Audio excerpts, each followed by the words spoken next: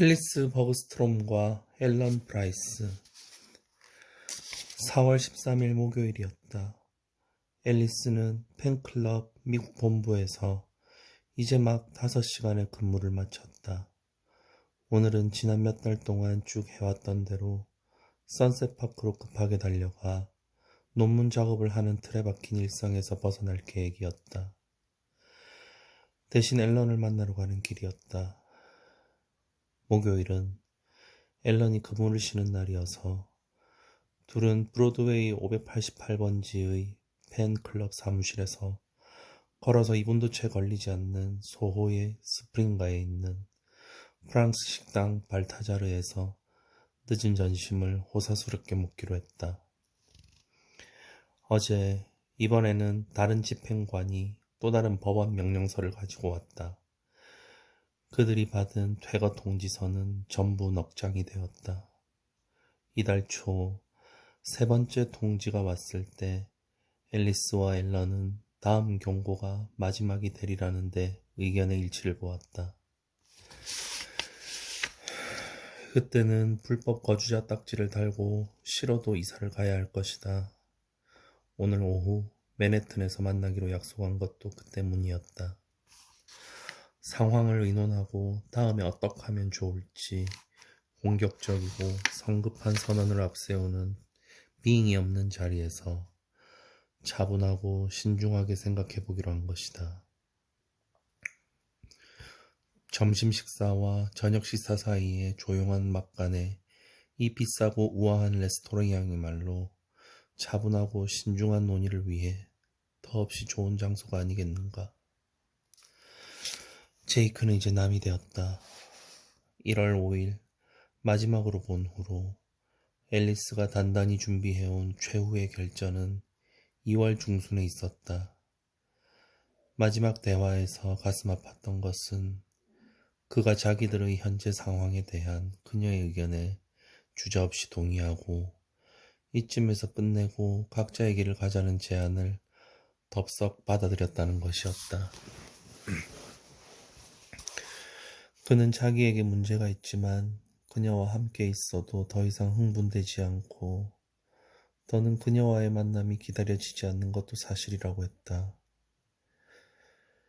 그는 자신의 감정이 이렇게 변한 것이 다 자기 탓이고 자기가 왜 이렇게 되었는지 솔직히 스스로도 알 수가 없다고 했다. 앨리스는 지성과 동정심, 지혜, 훌륭한 자질을 고루 갖춘 정말 멋진 사람이며 마땅히 사랑받을 자격이 있는 사람인데 그런 그녀를 제대로 사랑해줄 능력이 없는 자신이 잘못된 인간이라고 말했다. 그는 그 이상 문제를 깊게 파고들지는 않았다. 예를 들면 왜 자기가 성적으로 그녀에게 흥미를 잃었는지 이유를 더 캐보려 하진 않았다. 하지만 앨리스는 이러한 변화에 앨리스뿐만이 아니라 자신 역시 혼란스러웠음을 그가 솔직히 인정했으므로 더 이상을 바라긴 어렵다는 것을 알았다. 앨리스는 그에게 심리치료를 받을 생각은 해보았느냐고 물었다. 그는 그렇다고 고려해보았다고 대답했다. 그의 삶이 비틀거리고 있고 도움이 필요하다는 사실은 확실했다. 앨리스는 그가 진실을 말하고 있다는 느낌을 받았지만 완전히 확신하지는 못했다. 이제 마음속에서 그 대화를 다시 되살려 볼 때마다 그의 수동적이고 자책하는 태도가 이 상황에서 빠져나가는 가장 쉬운 방법이자 다른 여자한테 빠졌음을 감추기 위한 거짓말에 불과한 것은 아니었을까 의구심이 들었다. 하지만 다른 사람이라면 누구일까? 그건 알 수가 없었다. 마지막으로 그를 본 후 2달 반 동안 둘을 다 아는 친구들 중 그 누구에게서도 제이크에게 새로운 상대가 나타났다는 얘기는 듣지 못했다. 아무도 없을 수도 있다. 아니면 그가 자신의 애정사를 꼭꼭 잘 숨기고 있는 것일 수도 있다. 어느 쪽이건 앨리스는 그가 그리웠다. 헤어지고 나니 함께했던 좋았던 순간만 자꾸 떠오르고 힘들었던 때는 잊혔다. 참으로 이상하게도 제이크에 대해 가장 그리운 것은 예상치 못한 순간에 그가 때때로 쏟아내곤 하던 유머였다. 재미없기로는 둘째가라면 서러울 제이크 봄이 틈을 보이며 우스꽝스러운 인물들 흉내를 내기 시작할 때였다.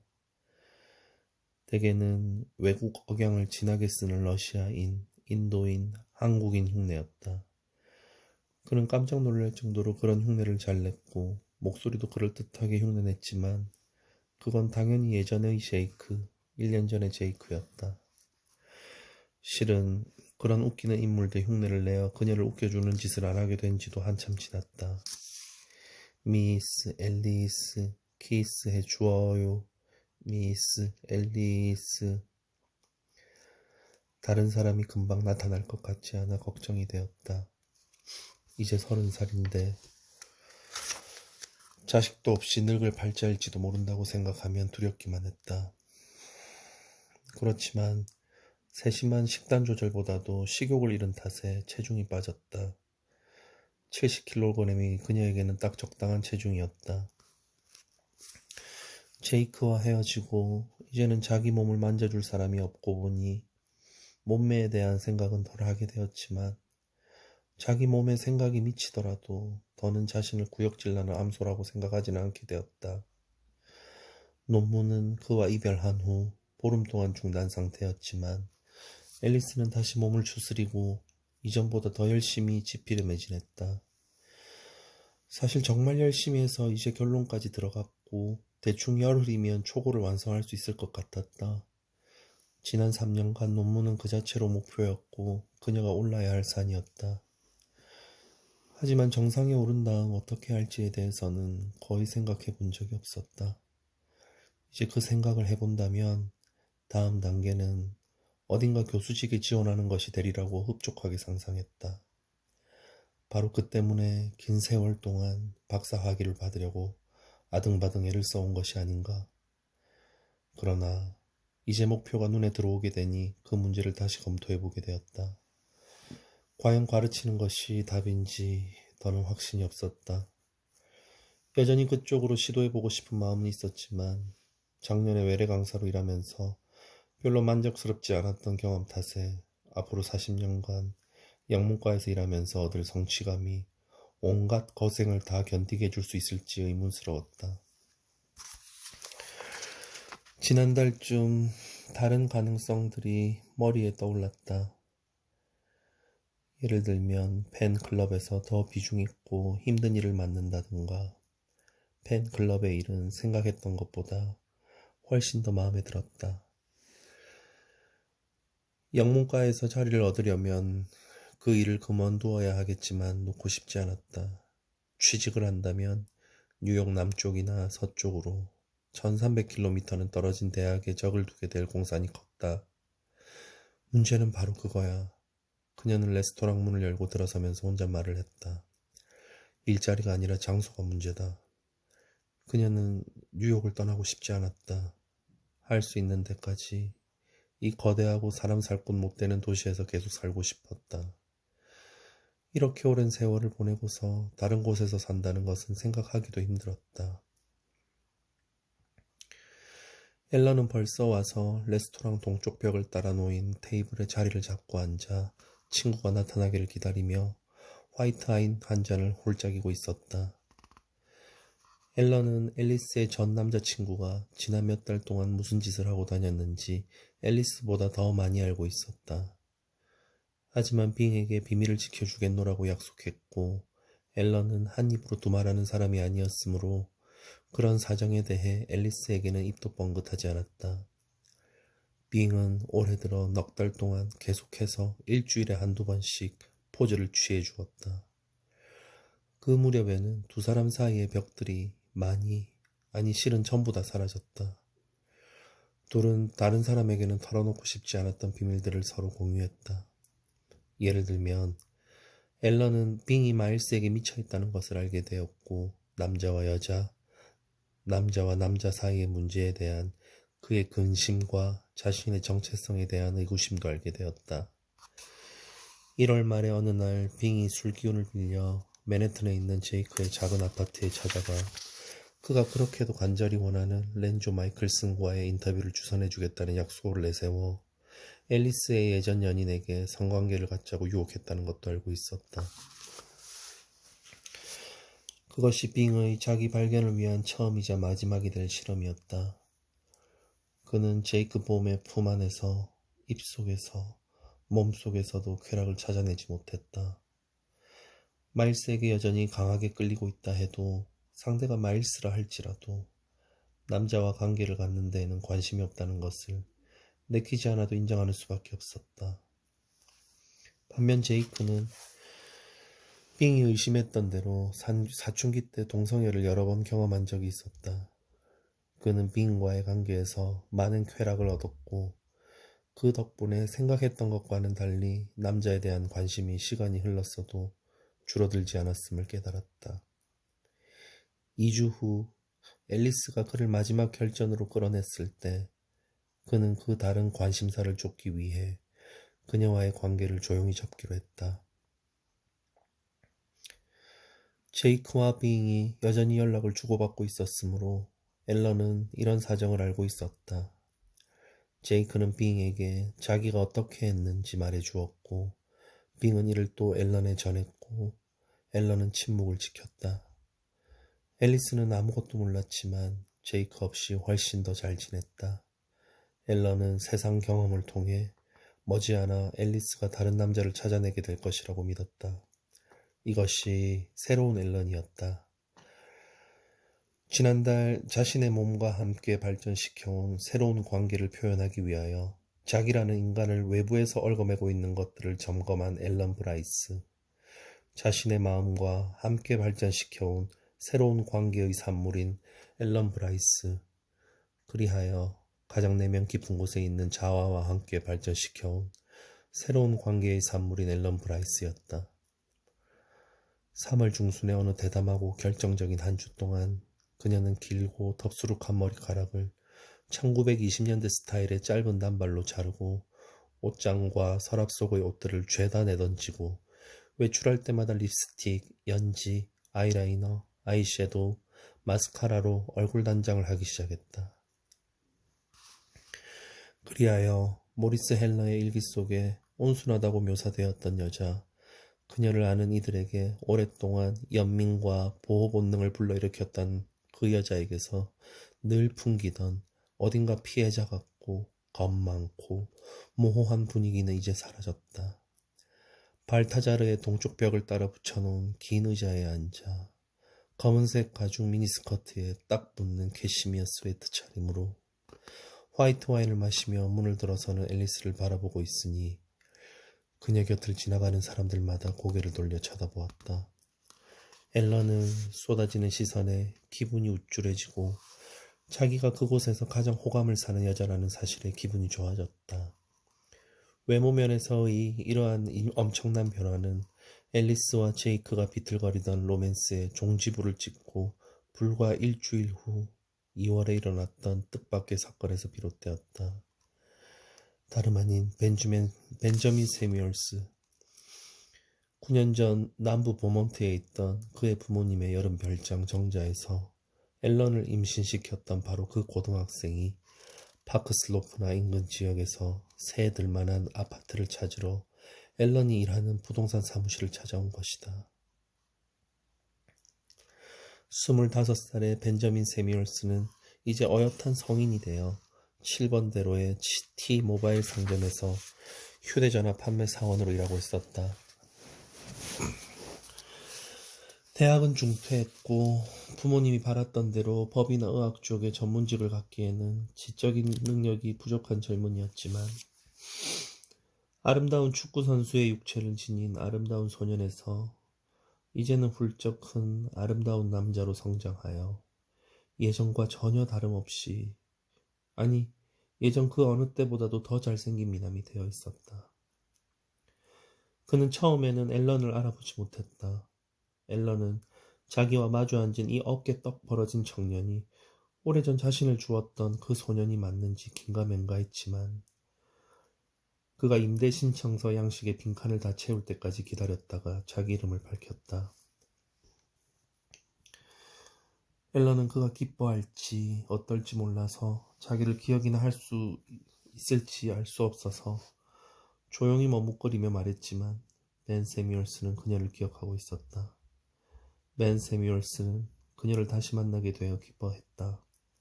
너무나 기뻐서 의자에서 벌떡 일어나 앨런의 책상 너머로 걸어와 반가움을 못 이기고 그녀를 얼싸안았다. 그들은 빈 아파트들을 함께 둘러보며 오후를 보냈다. 첫 번째 아파트에서 키스를 했고 두 번째 아파트에서 섹스를 했다. 벤 세뮤얼스가 근처로 이사 왔기 때문에 그와 앨런은 거의 매일 계속해서 사랑을 나누었다. 바로 이것이 앨런이 머리를 자른 이유였다. 벤은 그녀의 뒷목에 흥분했기 때문이다. 머리를 자르고 나니 자기가 옷을 다른 식으로 좀 더 매혹적으로 입으면 그가 훨씬 더 자극받으리라는 것도 알았다. 지금까지는 앨리스와 빈, 마일스에게 벤을 비밀로 해두었지만 네 번째로 법원 명령서가 오고 갑자기 너무 많은 변화가 벌어지면서 그들의 작은 무리가 곧 와해될 순간이 닥쳐오자 앨런은 오늘에야말로 자기에게 그간 있었던 신기한 일을 앨리스에게 털어놓아야겠다고 마음먹었다. 앨리스는 앨런의 뺨에 키스하고 미소를 보냈다. 앨런은 친구가 맞은편 의자에 앉는 것을 보면서 언제쯤이면 자기의 스케치 실력이 충분히 늘어서 저 미소를 온전히 다 담아낼 수 있을까 생각했다. 그 미소는 지상에서 가장 따뜻하고 가장 환하게 빛나는 미소였다. 그 미소 때문에 앨리스는 앨런이 알았던 삶이 끝날 때까지 알게 될 다른 모든 이들과 구별하게 될 것이다. 앨리스가 입을 열었다. 자, 이제 원대한 실험이 끝난 것 같아. 앨런이 대답했다. 아마 우리한테는 그렇겠지. 빈과 마일스는 아닐 거야. 마일스는 3주 후면 플로리다로 돌아가. 깜빡했구나. 그럼 빈 혼자 남겠네. 열흘쯤 더 있을까 생각 중이야. 부지런히 하면 그때까지는 마지막 장을 끝낼 수 있을 것 같아. 너도 괜찮아? 아님 넌 지금 나갈래? 나가고 싶지는 않아. 그냥 겁이 좀 나서. 경찰들이 들이닥치면 우리 물건을 길바닥에 다 내팽개쳐서 망가뜨릴 거야. 빔은 마구 날뛸지도 모르고. 별의별 불쾌한 가능성들이 다 떠올라. 열흘은 너무 길어, 앨리스. 내 생각에는 내일부터 새 집을 찾아보는 편이 좋을 것 같아. 알아볼 만한 집이 얼마나 있니? 슬로프에 많아. 선셋파크만큼 많지는 않아도. 하지만 선셋파크가 더 싼데, 그러니까 선셋파크가 더 낫지. 집세를 얼마까지 생각하고 있니? 시세 안에서 싸면 쌀수록 좋지. 점심 먹고 나서 목록을 확인해보고 알려줄게. 하지만 넌 선셋파크가 좀 지겨웠을지도 모르니까 네가 다른 곳으로 옮기고 싶다면 나도 괜찮아. 집세를 절반씩만 낼 수 있다면 아무데나 상관없어. 앨리스, 왜? 네가 같이 살고 싶어하는 줄 미처 몰랐어. 넌 아니야? 그렇긴 하지. 하지만 사정이 좀 생겼어. 다른 대안을 생각하고 있는 중이야. 대안이라고? 한 가지 대안. 어? 벤저민 세뮤얼스라는 사람인데 자기랑 같이 살자고 하더라. 요 얄미운 것 같으니라고. 만난 지 얼마나 된 거야?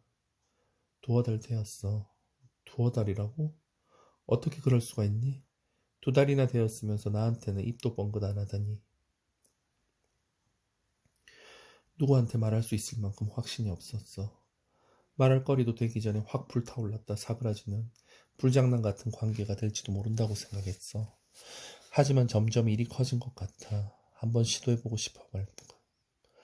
시도해보고 싶어질 만큼. 그를 사랑하니? 잘 모르겠어. 하지만 그에게 푹 빠진 건 확실해. 그리고 섹스는 정말 끝내줘. 어떤 사람인데? 바로 그 애야. 누구? 2000년 여름에 만났던 그 애. 너를 임신시킨 남자가 그 애라고? 나를 임신시킨 아이. 그럼 그 이야기가 결국에는 그는 16살이었고 나는 20살이었어. 이제 그는 25살이고 나는 29살이야. 그때와 지금의 4살 차이는 많이 다르지. 죄송합니다. 잘못 읽었습니다. 그때와 지금의 4살 차이는 많이 다르지. 맙소사, 그의 아버지일지도 모른다는 생각은 했지만 아들이었을 줄은 꿈에도 몰랐네.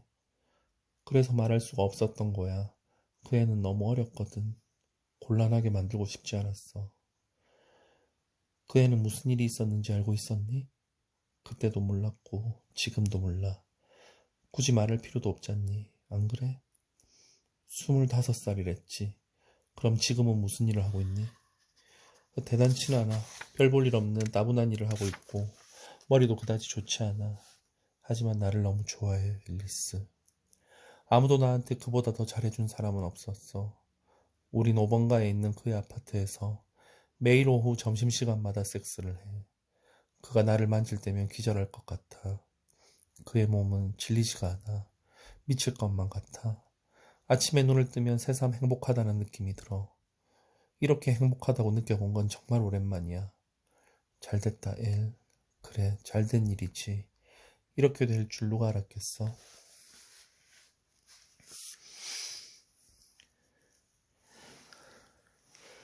마일스 헬러. 5월 2일 토요일. 그는 잭 로크가 85의 나이로 사망했다는 기사를 조간신문에서 읽었다. 짤막한 부고 기사에는 죽을 뻔한 상황에서 3번이나 기적같이 벗어난 일화가 실려 있었다.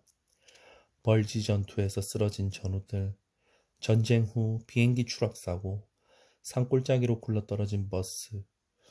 그러나 자이언츠와 필리스에서의 럭키의 특출하지 않은 메이저리그 경력은 대충 훑고 마일스가 몰랐던 세부 사항은 딱 한 가지만 언급한 너무 짧고 무성의한 기사였다. 20세기의 가장 유명한 경기였던 1951년 자이언츠와 다저스의 내셔널리그 챔피언십 플레이오프 최종전에서 자이언츠 팀의 우익수 돈 뮬러는 마지막 회에서 3루에 슬라이딩 하다가 발목을 부러졌다.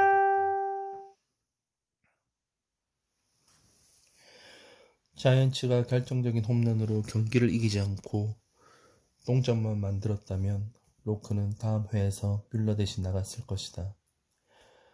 그러나 브랑카가 던진 공을 톰슨이 받아치는 바람에 럭키의 이름이 박스 스코어에 뜨기도 전에 경기가 끝나버렸다. 럭키 로크가 뮬러를 대신하여 우익으로 들어가려고 몸을 풀고 있을 동안 타석에 젊은 윌리 메이스가 섰고 그 다음에 톰슨이 그 시즌 마지막 공을 좌측 담장너머로 날렸다. 자이언츠가 우승기를 차지했다. 자이언츠 팀이 이긴 것이다. 부고 기사는 잭 럭키 로크의 사생활에 대해서는 아무 말도, 결혼이나 자식이나 손주들에 대해서는 한마디도 언급하지 않았다. 그가 사랑했을지도 모를 사람들이나 그를 사랑했을지도 모르는 사람들에 대해서는 전혀 알려주지 않은 채 이 행운의 수호 성인이 그저 야구계에서 은퇴한 후 록히드사에서 경비로 일했다는 재미도 없고 중요하지도 않은 사실만 밝혀놓았다. 부고 기사를 다 읽자마자 그들이 행운을 누렸던 시절, 버크셔의 길 위에서 벌어진 일에 대해 아무도 몰랐던 시절, 누군가 매장되거나 도망가기 전의 시절에 그토록 자주 이야기했던 사람의 죽음에 대해 아버지와 애도를 표하기 위해 다우닝가의 아파트로 전화를 걸었다. 아버지도 물론 커피를 마시며 신문을 읽었고 럭키가 이 세상을 떠났다는 것을 알고 있었다. 나쁜 일이 연달아 터지는구나. 아버지의 말이었다. 맨 처음에는 11월에 허브 스코어가 가더니 그 다음에는 4월에 마크 피드리치, 그리고 이번에는 봐라. 마일스는 잭 로크에게 편지를 써서 그가 우리 가족에게 얼마나 중요한 인물이 되었는지 말해주지 못한 것이 후회된다고 말했다. 그러자 아버지가 말했다. 그걸 놓치다니 정말 바보 같았지. 왜 오래전에 그 생각을 못했을까? 마일스는 아마도 그가 영원히 살 줄 알고 그랬을 거라고 말했다. 그러자 아버지는 껄껄 웃으며 잭 로크는 운이 좋았을 뿐이지 불사신 아니라고 말했다.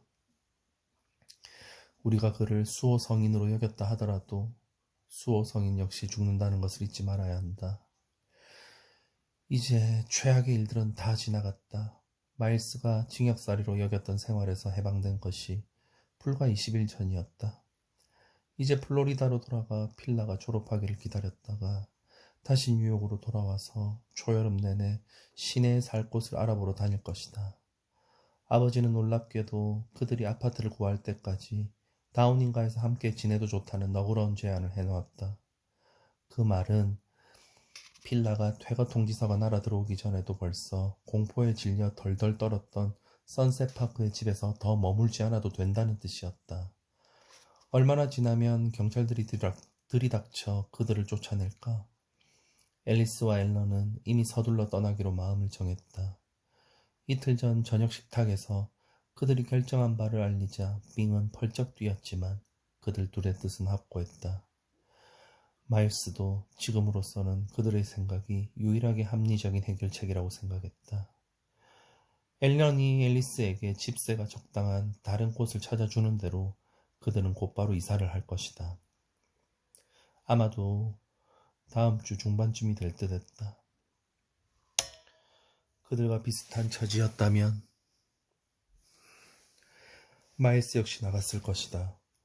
그러나 겨우 20일인데 그동안 빙을 혼자 버려둘 수는 없었다. 이렇게 모험이 와해되어 가고 있는 마당에 더군다나 빙이 저렇게 간절히 그가 있어주기를 바라는 때 그럴 수는 없었다. 그래서 그는 22일까지 남기로 하고 그때까지 경찰들이 들이닥치지 않기만을 빌었다.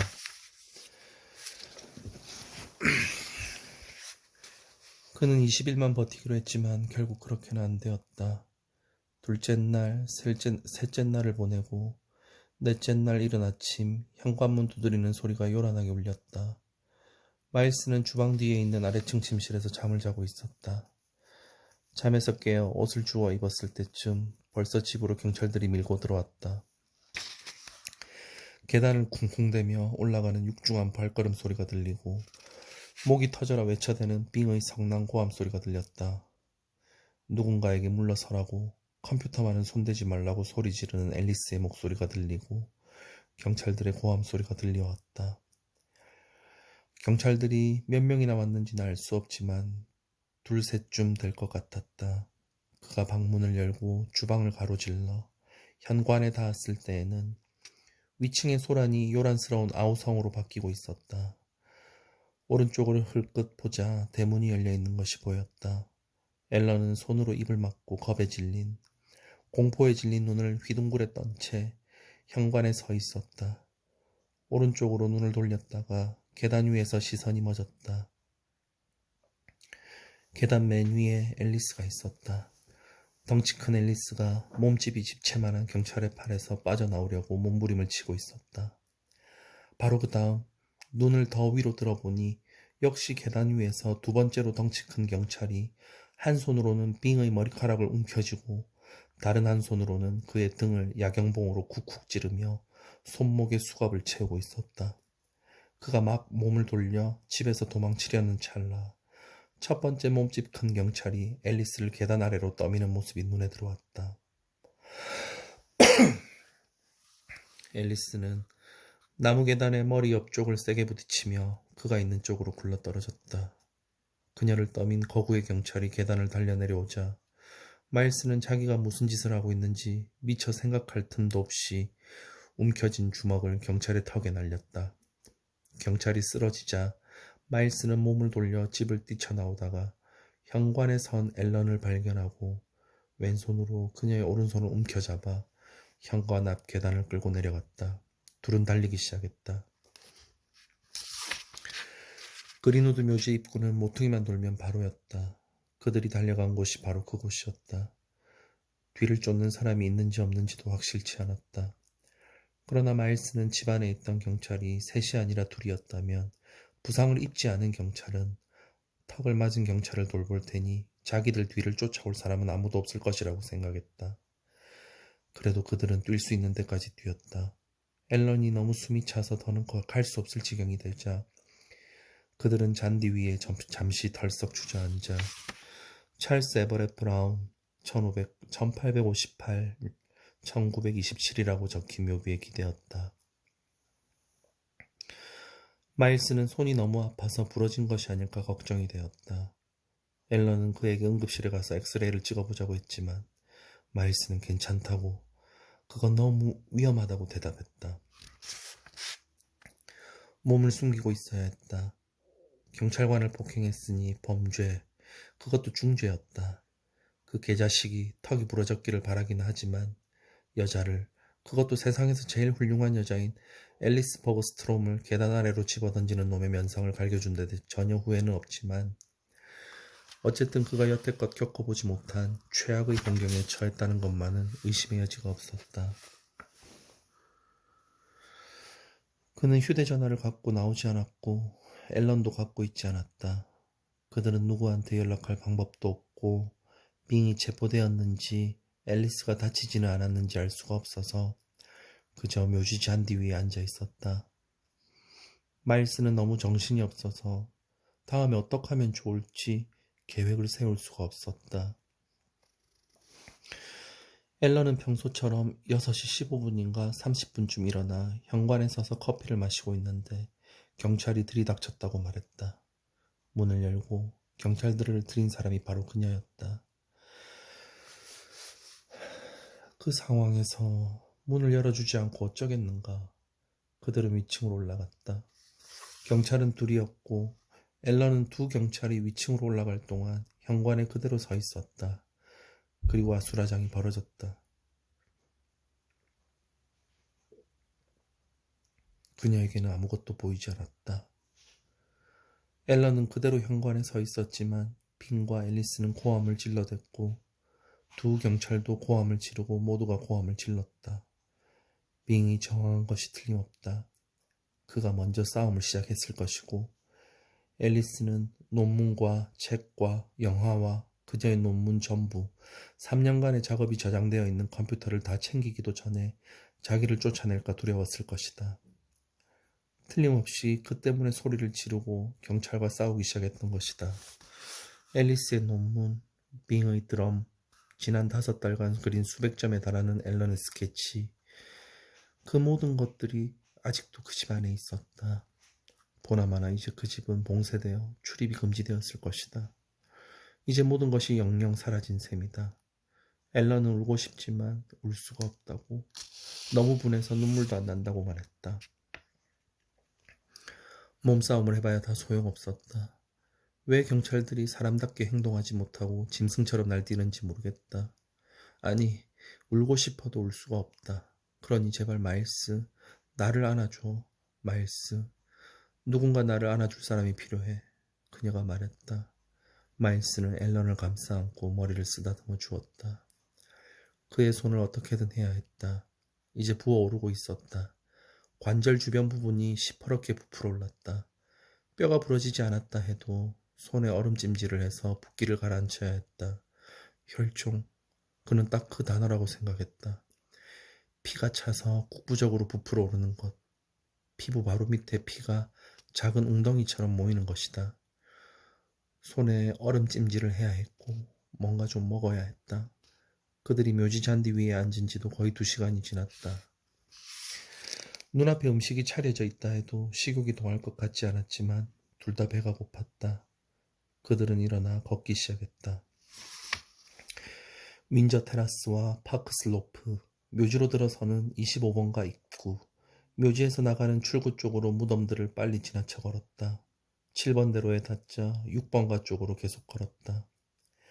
앨런이 마일스에게 밖에서 기다리라고 말하더니 T-모바일 휴대전화 판매점으로 들어가 새 남자친구이자 옛 남자친구와 얘기를 했다. 복잡한 이야기였다. 잠시 후 그녀는 6번대로와 7번대로 사이 5번가에 있는 벤 사뮤얼스의 아파트 문을 열고 들어왔다. 그녀는 여기 오래 머물 수는 없고 몇 시간만이라고 말했다. 벤까지 이 일에 끌어들이고 싶진 않았다. 그래도 잠시 숨이라도 돌리면서 다음에는 어떡할지 생각해 볼 수 있었다. 그들은 세수를 했고 앨런은 치즈 샌드위치를 만들었다. 그런 다음 비닐봉지에 얼음을 담아 마일스에게 건네주었다. 그는 필라에게 전화를 걸고 싶었지만 너무 이른 시간이라 필라는 학교에 있었다. 놓는다. 여기서 어디로 가면 좋지? 앨런이 물었다. 마일스는 잠시 생각하더니 그들이 앉아있는 곳에서 불과 몇 블록 떨어진 거리에 대부가 살고 있다는 사실을 떠올렸다. 그러나 렌조에게 전화를 걸었지만 아무도 받지 않고 자동 닫기만 돌아갔다. 렌조가 작업 중이거나 출타 중일 것이 뻔해서 메시지를 남기지도 않았다. 이제 그의 아버지밖에는 남지 않았지만 헬런이 친구를 끌어들이는 것을 내키하지 않듯이 그 역시 아버지를 이 난리판에 끌어들이고 싶지 않았다. 지금 아버지한테야말로 죽어도 도움을 청하고 싶지 않았다. 앨런이 그의 생각을 읽기라도 한 듯이 이렇게 말했다. 네 아버지에게 전화해야 해, 마일스. 그는 고개를 가로저었다. 그럴 순 없어. 지금까지 아버지한테 한 짓만으로도 충분하다고. 네가 못하겠다면 내가 할게. 제발 앨런, 아버지는 그냥 놔둬. 그러나 앨런은 고집을 꺾지 않았고 잠시 후 맨해튼의 헬러북스의 전화번호를 누르고 있었다. 마일스는 그녀의 행동에 너무 화가 나서 주방을 나가 욕실로 들어가 버렸다. 듣고 있을 수가 없었다. 듣지 않으려 했다. 앨런이 아버지에게 말하는 것을 듣느니 제 가슴을 찌르는 편이 나았다. 시간이 흘렀다. 얼마나 흘렀는지 3분인지 8분인지 2시간인지 알 수 없었다. 앨런이 문을 두드리며 그에게 나오라고 했다. 그의 아버지도 오늘 아침 선셋파크에서 일어난 일을 전부 다 알고 있고 전화기 반대편에서 기다리고 계시다고 말했다. 문을 열고 나와보니 앨런의 눈가에 눈물이 그렁그렁했다. 그는 왼손으로 앨런의 얼굴을 부드럽게 쓰다듬어 주고는 주방으로 걸어갔다. 아버지의 목소리가 들렸다. 형사 2명이 1시간 전에 사무실에 왔었다. 네가 경찰관 턱뼈를 부려뜨렸다는구나. 사실이냐? 마일스가 대답했다. 그 녀석이 앨리스를 계단에서 밀었어요. 그 바람에 이성을 잃었어요. 빙은 체포에 저항해서 유치장에 있다. 앨리스는 뇌진탕으로 병원에 있고. 많이 안 좋은가요? 이제 정신이 들었다. 머리를 다치긴 했지만 영구적인 손상은 없을 거다. 아마 내일 아침이면 태어날 거다. 어디로요? 앨리스는 이제 살 곳이 없어요. 홈리스라고요. 이제 우리 모두 홈리스예요. 네가 자수했으면 좋겠다, 마일스. 말도 안 되는 일이에요. 전 몇 년은 갇혀 있어야 할 거예요. 정상 참작이 가능한 상황이야. 경찰이 먼저 심한 짓을 했으니까. 초범이고. 감옥에는 아예 안 갈 수도 있어. 경찰들은 우리한테 불리하게 증언할 거예요. 앨리스가 발을 헛디뎌서 굴러떨어졌다고 말할 거고 배심원단은 경찰 말을 믿어주겠죠. 우리는 불법 침입자의 무단 거주자, 남의 집에 공짜로 들어가 산 불황자들인걸요. 그럼 평생 경찰을 피해 도망 다니며 살 셈이냐? 그 정도면 벌써 도망은 충분히 다녔다. 이제는 일어서서 자기 행동에 책임져야 할 때야. 마일스, 그리고 나도 그 자리에 함께 있어주마. 안 돼요. 아버지는 너무 너그러우세요. 하지만 이건 제 일이에요. 아니다. 그렇지 않아. 변호사가 있어야 할 거다. 그리고 내가 아는 좋은 변호사들이 많이 있단다. 다 잘 될 거다. 내 말 믿으렴. 정말 죄송해요. 너무 죄송해서 뭐라 할 말이 없어요. 내 말 들어라, 마일스. 전화로 얘기해봤자 소용없어. 직접 만나서 결론을 내야 해. 전화 끊자마자 곧장 집으로 가마. 너도 택시 타고 그리로 되도록 빨리 오너라. 알겠지? 알겠어요. 약속하지? 네, 약속할게요. 30분 후 그는 도지회사 택시 뒷좌석에 앉아 맨해튼의 다우닝가로 향하고 있었다.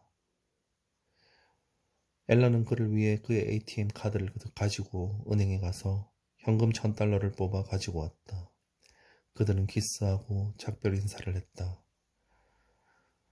차가 브루클린 다리에 교통체중을 뚫고 움직이자 그는 언제 다시 앨런 브라이스를 볼 수 있을까 생각했다. 앨리스를 보러 병원에 가고 싶지만 그럴 수 없다는 것을 알고 있었다. 그는 부어 오른손에 얼음을 눌렀다.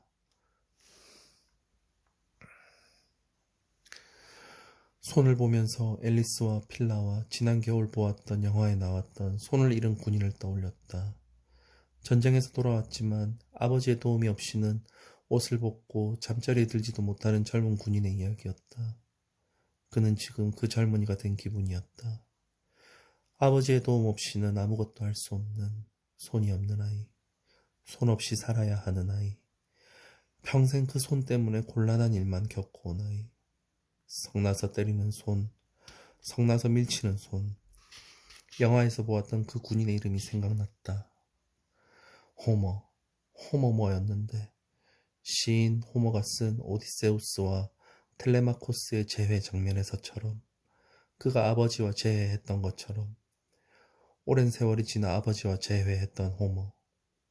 호머라는 이름은 홈리스라는 단어처럼 집을 생각나게 했다. 이제 그들은 그가 아버지에게 전화로 말했듯이 모두 홈리스들이었다.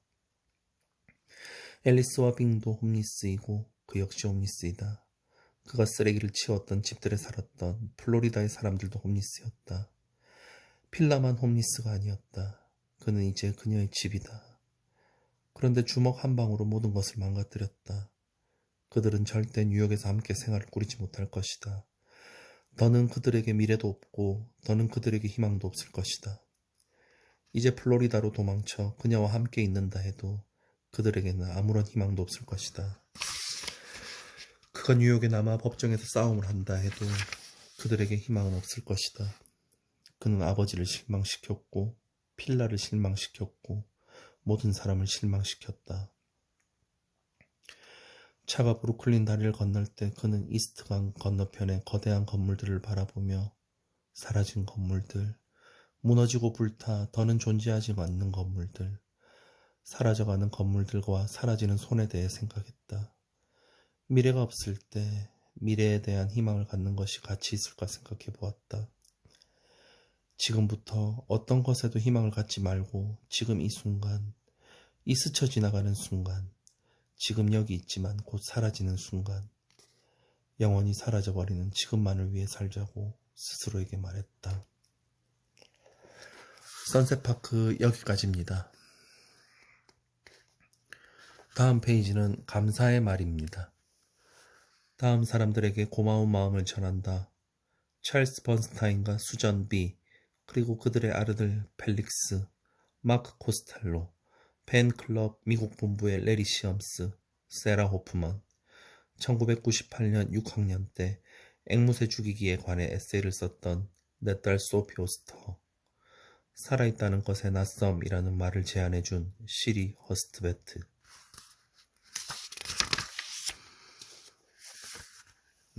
이제 옹기니의 말입니다. 각자의 지옥 속을 걷고 있지만 포기하지 않는 사람들의 이야기.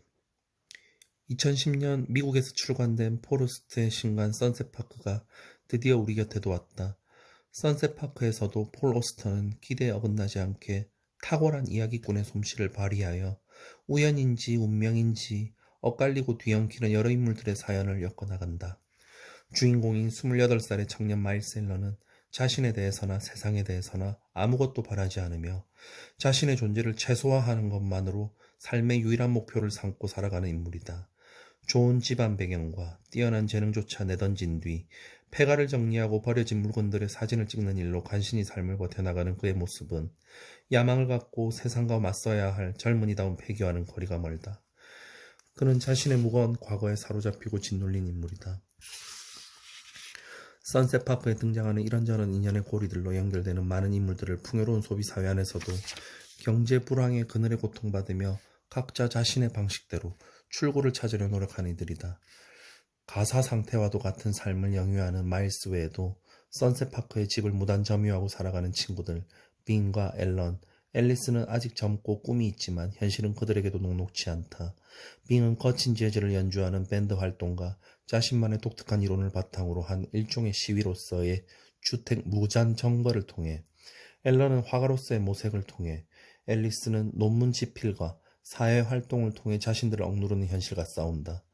그들은 각자 개인으로서는 끊임없이 해이하고 흔들리는 불안하고 나약한 인간들이지만 우연히 선셋파크의 한 지붕 아래 모임으로써 그곳에서의 짧은 시간 동안이나마 서로 위안을 나누며 일종의 연대를 형성한다. 선셋파크의 식구들 외에도 마일스의 가족과 같이 그들과 직접적으로는 연관이 없는 인물들의 이야기도 함께 전개된다. 관계없어 보이는 이들의 이야기를 전체적으로 묶어주는 것은 1946년 제작된 미국 영화 우리 생애 최고의 해이다. 앨리스의 박사 논문 연구 주제인 이 영화는 제2차 세계대전에 참전했다가 돌아온 인물들이 전쟁에서 얻은 심리적, 육체적 상처를 딛고 새로운 삶의 가능성을 찾아나가는 과정을 그린다. 그 시대를 직접 겪어보지 않은 앨리스나 앨런 같은 신세대들과 옛날에 그 영화를 보았던 아버지 세대의 사람들이 함께 일종의 집단적으로 전승되는 기억처럼 그 영화를 공유한다. 그들에게 우리 생애 최고의 해는 현실의 어려움에도 불구하고 희망의 끈을 놓지 않는 미국적 낙관주의에 대한 증언이다. 낙관주의란 현재의 그 어떤 고통과 상처도 결국 무의미하지는 않으리라는 믿음에서 나온다. 이 고통과 상처를 견뎌낸다면 그것이 어떤 식으로든 자신을 더 나은 인간으로 만들어주리라는 믿음. 그렇기에 과거의 고통으로부터 벗어나지 못하고 있는 마일스를 비롯하여 등장인물들은 다들 각자의 지옥 속을 걷고 있지만 포기하진 않는다. 삶의 어떤 희망도 기대도 갖지 않기로 결심한 마일스마저도 우연히 만난 아름답고 영리한 소녀 필라를 통해 미래를 꿈꾸게 된다. 그럼에도 소설은 마일스의 운명이 어떻게 될지, 그가 스스로를 유폐했던 기나긴 고립으로부터 벗어나 사랑하는 필라와 새로운 삶을 시작할 수 있을지 독자들에게 확실히 알려주지 않고 그를 또 한 번 위기 상황에 남겨둔 채 끝난다. 그러나 중요한 것은 외부의 환경이 아니라 마일스의 내적 변화일 것이다. 그는 더 이상 도망치지 않기로 지금 현재만을 살기로 결심한다.